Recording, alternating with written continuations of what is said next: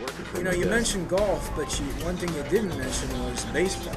And you became pretty much a worldwide phenomenon photographer for the memorabilia of a huge archive of baseball memorabilia. I did 8 books on baseball for Abbeville Press, and they're still selling on Amazon.com. Really? What happened was, having a commercial advertising studio, someone came to me and said, would you like to do 2 covers for Yankee Magazine?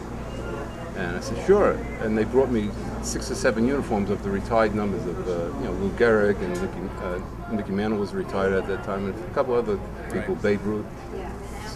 So I said, well, wait, what do you want me to do? Don't forget the Bronx Bombers, right? Yeah, I was seeing that there, yeah. So they asked me, they said, you make the picture. I said, well, do you have anything in mind? I said, well, they're the retired numbers. So I said, why don't you come out to the stadium? So I went out to the stadium, and the dressing room was blue and white Formica. I said, when Babe and these other guys, Garrett played, they had dirt floors and potbelly stoves. So I recreated what I thought a dressing room should look like. Right. I had just built a darkroom in my house back in Rockland County, and I tore the whole darkroom apart with what they call wainscoting. Right. And I rebuilt this whole set in the studio. I don't know, your claim to fame, what I would call, I mean, there's so many of them, but the claim to fame to the Hall of Fame of the baseball that you shot, besides the Bombers and the Red Sox, who was your favorite, quote unquote, that you shot? Well, it had to be DiMaggio. DiMaggio. Okay. And that's a funny story in itself, too.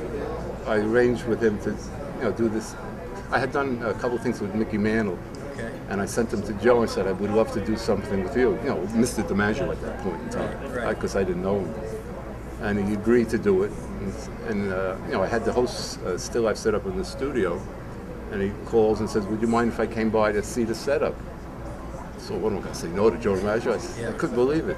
So he comes to the studio, and with him he brings a sterling silver humidor that the players had given him when he had a sitting streak of 56 games in a row. And when you lifted up the lid, it had all the signatures of the players on a bronze plaque, which was gorgeous. And he also brought a baseball signed by Ronald Reagan and Gorbachev. So I said, when did you get this? He says, well, I went to the White House, for dinner one time.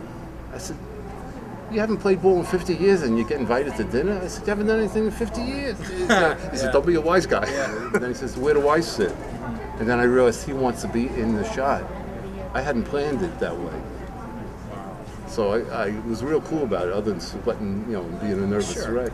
What I did is up in one corner of the still life, I took out some of the memorabilia. I set up a separate camera. I photographed them in a separate setup and double exposed them into the picture. And when he saw an 8x10 Polaroid of it, he says, I think you're pretty good. Yeah. So that's and that started it. And it just kind of manifested to other, where you've done the compilations. Yeah, all the other plays. As soon as I heard I worked with DiMaggio, it was like an open door policy. I'm going to kind of jump off the subject for a second. But Sure. What I want to know is, what was it like being on Kathy Lee and Regis Philbin? That's one question I have for you. And then I understand you photographed the wedding of Kathy's wedding, right? Yeah. So because Regis made a funny quote that I read about you about your genius. So I want to know how that came about.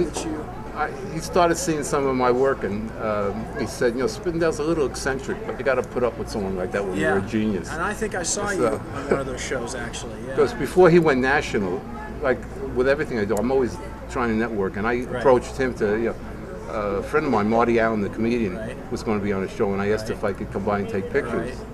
And then I said, would you mind if I come to more of your shows and just take pictures of the celebrities that are on? And that's how I got to meet a lot of the celebrities. And then you went on also to photograph Kathy Lee and... Well, she when she got engaged to Frank, she said, would I do the engagement picture, which I did.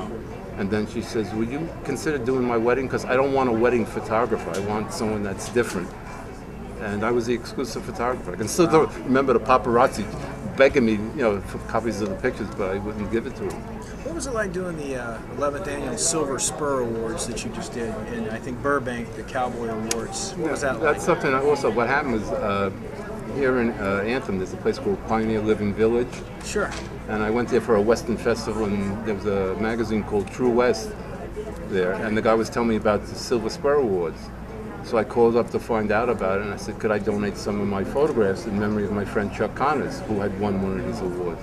They said, well, why don't you come to the event? That was... Why not?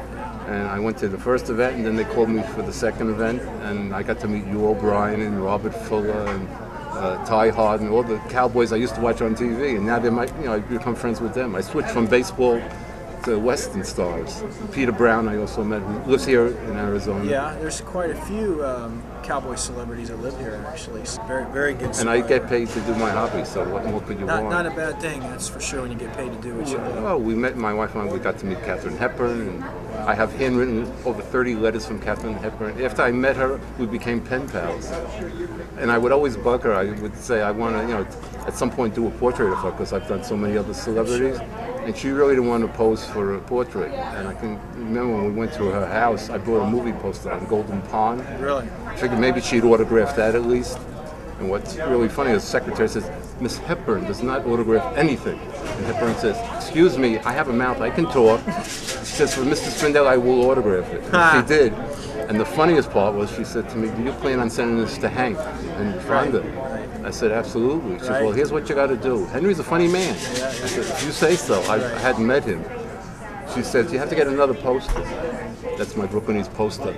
I have a friend who always corrects my English. Which we're going to walk around and look at all these beautiful photographs. She says, he likes to be first. If you send him this one with my signature on it, he won't sign it. So send him one without my signature and I'll sign another one for you, which I never got to do because Henry Fonda passed away just shortly after. Lastly, I want to just uncover one thing. In 2009, this year, you donated some really creative photography that you did, and I understand you did an umbrella for the conjoined twins, the Baileys. Yeah, here in Queen Creek. Let's talk about that a little bit.